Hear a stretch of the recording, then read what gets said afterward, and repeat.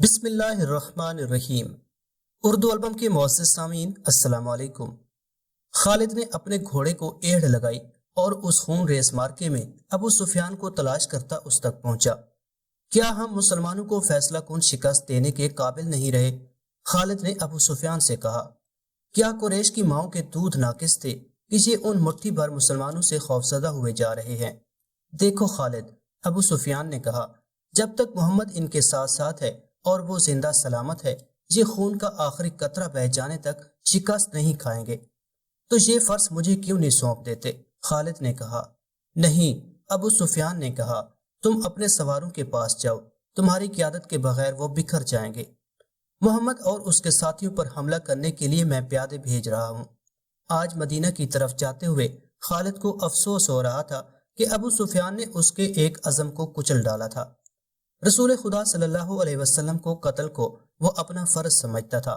وہ رسول خدا کو قتل کر کے اپنے سب سے بڑے دیوتاؤں حبل اور عزا کی خوشنودی حاصل کرنا چاہتا تھا۔ اس نے اپنے سالار کا حکم ماننا ضروری سمجھا اور اپنے سوار دستے کی طرف چلا گیا۔ اسے اطمینان ضرور تھا کہ رسول اکرم کے ساتھ اب چند ایک ساتھی ہی رہ گئے ہوں گے اور آپ صلی اللہ علیہ وسلم کو نعوذ باللہ قتل کرنا اب کوئی مشکل نہیں ہوگا، اور اس کے بعد مسلمان اٹھنے کے قابل نہیں ہوں گے۔ خالد کو میدان جنگ کی کیفیت بڑی اچھی طرح یاد تھی۔ اس نے ذرا بلندی سے دیکھا کہ احد کے دامن میں دور دور تک زمین خون سے لال ہو گئی تھی۔ کہیں گھوڑے تڑپ رہے تھے اور کہیں خون میں نہائے ہوئے انسان کرا رہے تھے۔ زخمیوں کو اٹھانے کا ابھی کسی کو ہوش نہ تھا۔ پھر اس نے دیکھا پیادہ قریش رسول کریم صلی اللہ علیہ وسلم کے پاس پہنچ گئے تھے اور انہوں نے آپ کے ساتھیوں کا حلقہ بھی توڑ لیا تھا۔ قریش کے 3 آدمی عتبہ بن ابی وقاص، عبداللہ بن شہاب اور ابن کما رسول اکرم صلی اللہ علیہ وسلم پر پتھر برسانے لگے۔ عجیب صورتحال یہ تھی کہ عتبہ کا سگا بھائی سعد بن ابی وقاص رسول اکرم کی حفاظت میں لڑ رہا تھا۔ رسول اکرم صلی اللہ علیہ وسلم کے ساتھیوں کی تعداد نہ ہونے کے برابر رہ گئی تھی، یا وہ لڑتے لڑتے بکھر گئے تھے۔ عتبہ نے آپ صلی اللہ علیہ وسلم پر جو پتھر برسائے ان سے آپ کے نیچے والے 2 دانت ٹوٹ گئے اور نچلے ہونٹ زخمی ہو گئے۔ عبداللہ کے پتھر سے آپ صلی اللہ علیہ وسلم کی پیشانی پر خاصا گہرا زخم آیا۔ ابن کما نے آپ کے قریب آ کر اتنی زور سے پتھر مارا کہ آپ کے خود کی زنجیر کی 2 کڑیاں ٹوٹ کر رخسار میں اتر گئیں۔ ان سے رخسار کی ہڈی بھی بری طرح مجروح ہوئی۔ آپ صلی اللہ علیہ وسلم نے برچھی سے دشمنوں پر وار کرنے کی بھرپور کوشش کی، لیکن دشمن قریب نہیں آتے تھے۔ آپ کا خون اتنا نکل گیا تھا کہ آپ گر پڑے۔ اس وقت آپ صلی اللہ علیہ وسلم کے ایک صحابی طلحہ نے، جو قریش کے دوسرے آدمیوں کے ساتھ لڑ رہے تھے، دیکھ لیا اور دوڑتے ہوئے آپ صلی اللہ علیہ وسلم تک پہنچے۔ ان کی للکار پر ان کے دوسرے ساتھی بھی آ گئے۔ آپ صلی اللہ علیہ وسلم کو پتھروں سے گرانے والے قریش آپ پر تلواروں سے حملہ کرنے ہی والے تھے کہ سعد بن ابی وقاص نے اپنے سگے بھائی عتبہ پر حملہ کر دیا۔ عتبہ اپنے بھائی کا غیظ و غضب دیکھ کر بھاگ نکلا۔ طلحہ نے رسول خدا صلی اللہ علیہ وسلم کو سہارا دے کر اٹھایا۔ آپ صلی اللہ علیہ وسلم پوری طرح سے ہوش میں تھے۔ اس دوران آپ کے ساتھیوں نے ان آدمیوں کو بھگا دیا تھا جنہوں نے رسول کریم صلی اللہ علیہ وسلم پر حملہ کیا تھا۔ مورخ لکھتے ہیں کہ سعد بن ابی وقاص پر قابو پانا مشکل ہو رہا تھا۔ سعد کہتے تھے، میں اپنے بھائی کو قتل کر کے اس کے جسم کے ٹکڑے کر دینا چاہتا ہوں جس نے میری موجودگی میں میرے نبی پر حملہ کیا ہے۔ وہ اکیلے ہی قریش کی طرف دوڑنے کی کوشش کرتے تھے۔ انہیں بڑی مشکل سے روکا گیا۔ اگر رسول خدا صلی اللہ علیہ وسلم انہیں رکنے کا حکم نہ دیتے تو وہ کبھی نہ رکتے۔ قریش غالباً بہت ہی تھک گئے تھے۔ وہ مارکے سے منہ موڑ گئے۔ تب رسول اکرم صلی اللہ علیہ وسلم کے ساتھیوں نے آپ صلی اللہ علیہ وسلم کے زخموں کی طرف توجہ دی۔ جو خواتین آپ صلی اللہ علیہ وسلم کے ساتھ تھیں انہوں نے آپ صلی اللہ علیہ وسلم کو پانی پلایا، کپڑوں سے زخم صاف کیے۔ اس وقت یہ دیکھا گیا کہ خود کی زنجیروں کی ٹوٹی ہوئی کڑیاں آپ کے رخسار کی ہڈی میں اتری ہوئی ہیں۔ ایک صحابی ابو عبیدہ رضی اللہ تعالی عنہ، جو عرب کے ایک مشہور جراح کے فرزند تھے، آگے بڑھے اور آپ کے رخساروں سے کڑیاں نکالنے لگے، لیکن ہاتھوں سے کڑیاں نہ نکلیں۔ آخر ابو عبیدہ نے دانتوں کی مدد سے ایک کڑی نکال لی۔ جب دوسری کڑی نکالی تو کڑی تو نکل آئی، لیکن ابی عبیدہ کے سامنے کے 2 دانت ٹوٹ گئے۔ اس کے بعد لوگوں نے ابو عبیدہ کو الاسرم کہنا شروع کر دیا۔ اس کا مطلب ہے وہ آدمی جس کے سامنے والے دانت نہ ہوں۔ پھر وہ اسی نام سے مشہور ہو گئے۔ یہ بھی رسول کریم صلی اللہ علیہ وسلم کا معجزہ ہے کہ اس کے بعد ابو عبیدہ ایسے خوبصورت دیکھتے تھے کہ ان کے چہرے سے نگاہ نہیں ہٹتی تھی۔ ایمن جو رسول اکرم صلی اللہ علیہ وسلم کے بچپن میں آپ صلی اللہ علیہ وسلم کی دایا رہ چکی تھیں، آپ پر جھکی ہوئی تھی۔ اس وقت تک آپ صلی اللہ علیہ وسلم کی طبیعت سنبھل چکی تھی۔ اچانک ایک تیر ایمن کی پیٹھ میں اتر گیا اور اس کے ساتھ ہی دور سے ایک کہکا سنائی دیا۔ سب نے ادھر دیکھا تو قریش کا ایک آدمی حبان بن الارقہ دور کھڑا ہنس رہا تھا۔ اس کے ہاتھ میں کمان تھی۔ یہ تیر اسی نے چلایا تھا۔ وہ ہنستا ہوا پیچھے کو مڑا۔ رسول خدا صلی اللہ علیہ وسلم نے ایک تیر سعد بن ابی وقاص کو دے کر کہا کہ یہ شخص یہاں سے تیر لے کر ہی واپس جائے۔ سعد رضی اللہ تعالی عنہ جو تمام قبائل میں تیر اندازی میں خصوصی شہرت رکھتے تھے، کمان میں تیر ڈال کر حبان پر چلایا۔ تیر حبان کی گردن میں اتر گیا۔ سعد کے تمام ساتھیوں نے بڑی زور سے کہکا لگایا اور حبان نے ڈگمگاتے ہوئے چند قدم اٹھائے اور وہ گر پڑا۔ آج خالد جب مدینہ کی طرف بڑھتا جا رہا تھا اور اود کی پہاڑی افق سے اوپر ہی اوپر اڑتی آ رہی تھی، اسے اپنے کچھ ساتھی یاد آنے لگے۔ عقیدوں کے اختلاف نے بھائی کو بھائی کا دشمن بنا دیا تھا، لیکن خالد کو یہ بھی خیال آیا کہ بعض لوگ اپنے عقیدے کو اس لیے سچا سمجھتے ہیں کہ وہ اس کے پیروکار ہوتے ہیں۔ حق اور باطل کے فرق کو سمجھنے کے لیے بڑی مضبوط شخصیت کی ضرورت ہوتی ہے۔ ایک سوال اسے پھر پریشان کرنے لگا، میں مدینہ کیوں جا رہا ہوں؟ اپنا عقیدہ مدینہ والوں پر ٹھونسنے کے لیے یا ان کا عقیدہ اپنے اوپر مسلط کرنے کے لیے؟ اسے ابو سفیان کی آواز سنائی دی جو ایک ہی روز پرانی تھی۔ کیا یہ سچ ہے کہ تم مدینہ جا رہے ہو؟ کیا تمہاری رگوں میں ولید کا خون سفید ہو گیا ہے؟ صحرا میں جاتے ہوئے ان آوازوں نے کچھ دور تک اس کا تعاقب کیا، پھر وہ اپنے ان دوستوں کی یاد میں کھو گیا جن کے خلاف وہ لڑا اور جن کا خون اس کے سامنے بہہ گیا تھا۔ ان میں ایک مصعب بن عمیر بھی تھے۔ قریش جو مارکے سے منہ موڑ گئے تھے کچھ دور ہی پہنچے تھے کہ خالد نے اپنے گھوڑے کو ایڑھ لگائی اور ابو سفیان کو جا پکڑا۔ اس نے ابو سفیان سے پوچھا کہ تم لوگ جنگ کو ادھورا چھوڑ کر کہاں جا رہے ہو؟ مسلمانوں کا دم خم ختم ہو چکا ہے۔ ابو سفیان بھی یہی چاہتا تھا کہ یہ مارکا فیصلہ کن نتیجے پر پہنچے۔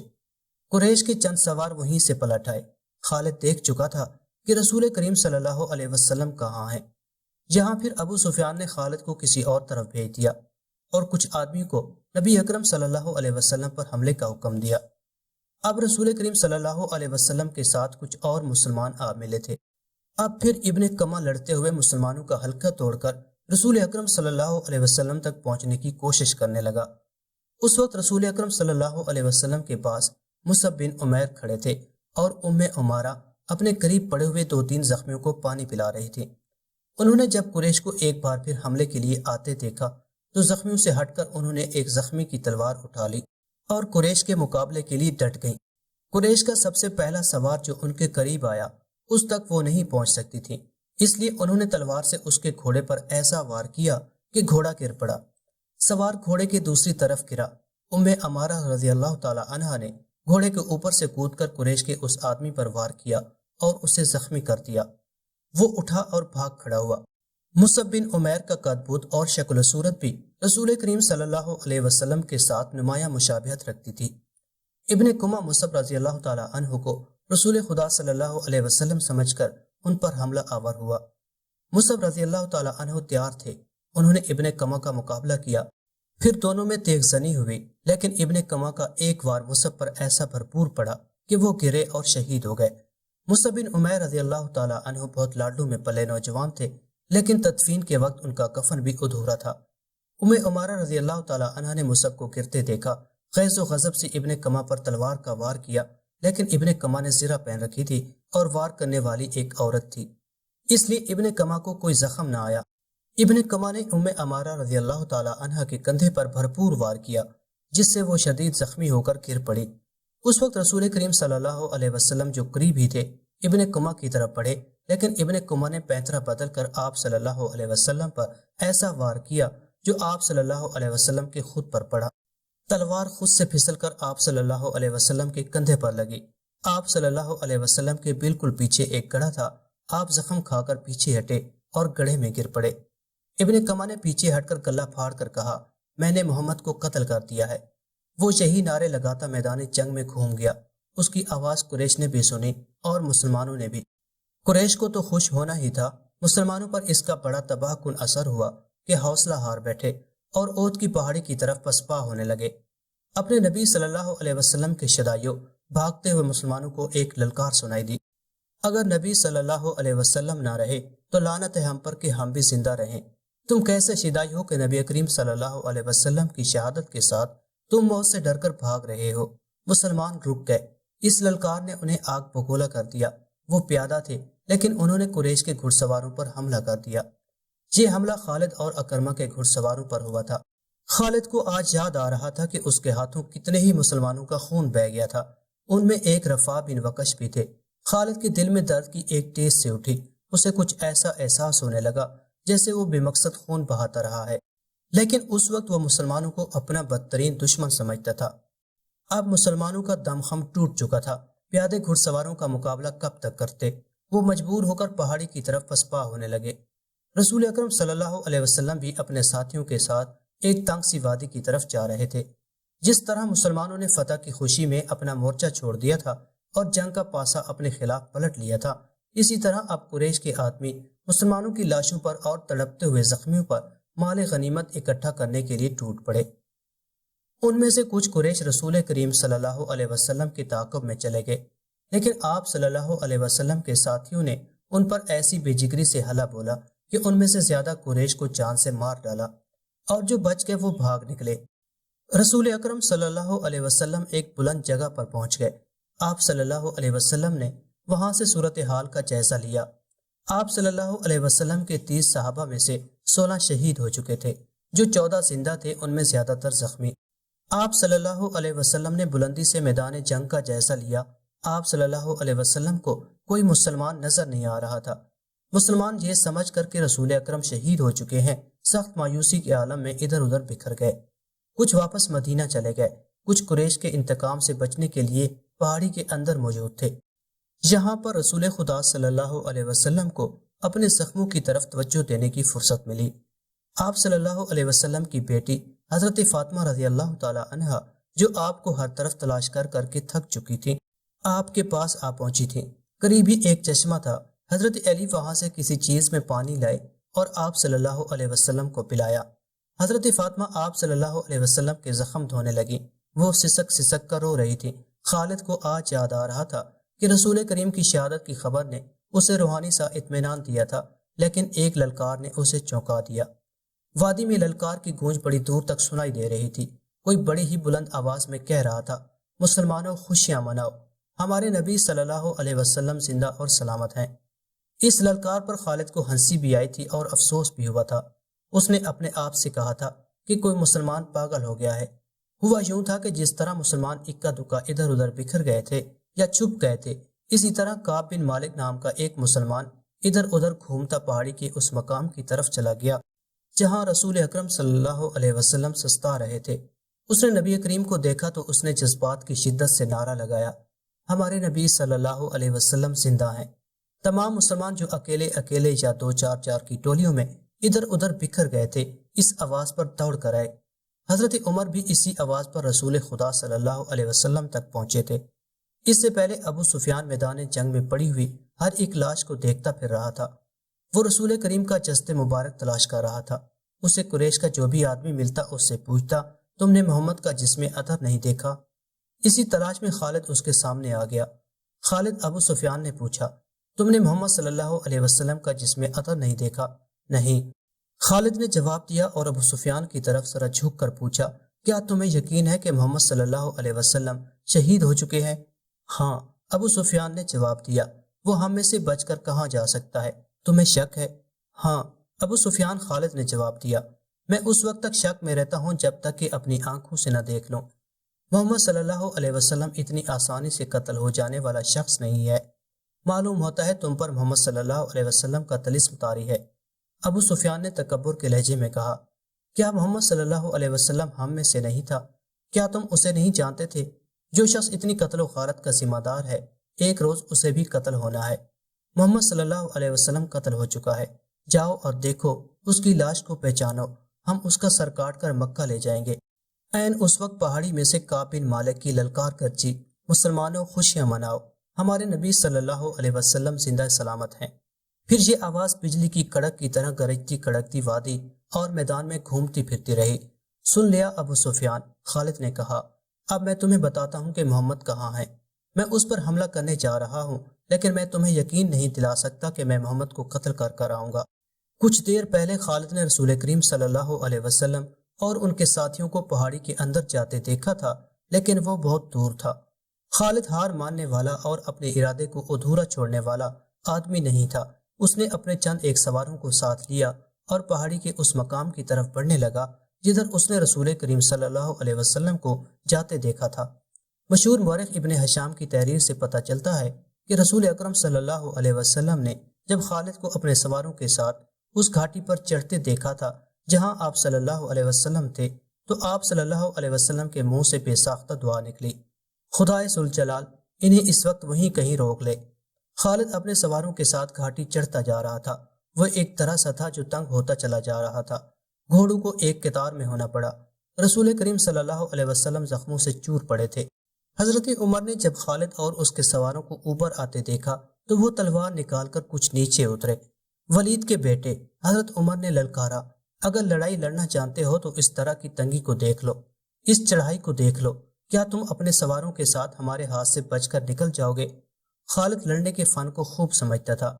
اس نے دیکھ لیا تھا کہ یہ جگہ گھوڑوں کو گھما پھرا کر لڑانے کے لیے موزوں نہیں ہے بلکہ خطرناک ہے۔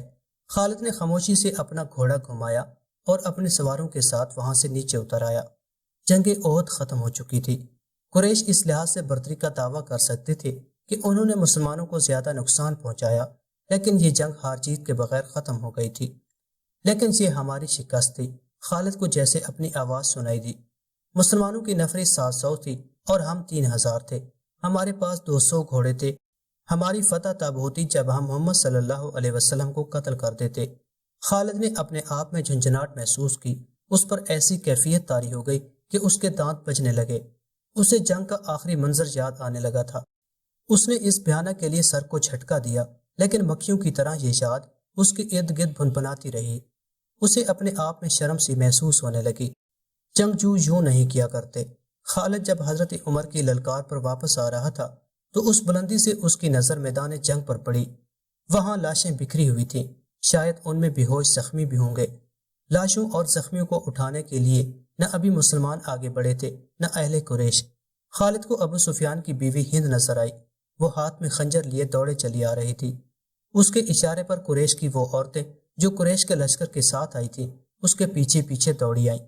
ہند ہر ایک لاش کو دیکھتی تھی۔ وہ اونچے قد کی اور فربی میل جسم کی پہلوان قسم کی عورت تھی۔ وہ ہر ایک لاش کو دیکھتی تھی۔ کوئی لاش اوندھے منہ پڑی ہوئی نظر آتی تو وہ پاؤں کی ٹھوکر سے اس لاش کو سیدھا کر کے دیکھتی تھی۔ اس نے اپنے ساتھ کی عورتوں سے کہا کہ وہ حمزہ کی لاش تلاش کریں۔ اسے حمزہ رضی اللہ تعالی عنہ کی لاش مل گئی۔ ہند بھوکے درندے کی طرح لاش کو چیرنے پھاڑنے لگی۔ اس نے لاش کے کچھ اعضاء کاٹ کر پرے پھینک دیے۔ اس نے دوسری عورتوں کو دیکھا جو اس کے قریب کھڑی تھیں۔ کھڑی دیکھ کیا رہی ہو؟ ہند نے ان عورتوں سے یوں کہا جیسے وہ پاگل ہو چکی ہو۔ یہ دیکھو میں نے اپنے باپ، اپنے چچا اور اپنے بیٹے کے قاتل کی لاش کا کیا حال کر دیا۔ جاؤ مسلمانوں کی ہر ایک لاش کا یہی حال کر دو اور سب کے کان اور ناک کاٹ کر لے آؤ۔ اب وہ عورتیں مسلمانوں کی لاشوں کو چیرنے پھاڑنے کے لیے وہاں سے ہٹ گئیں۔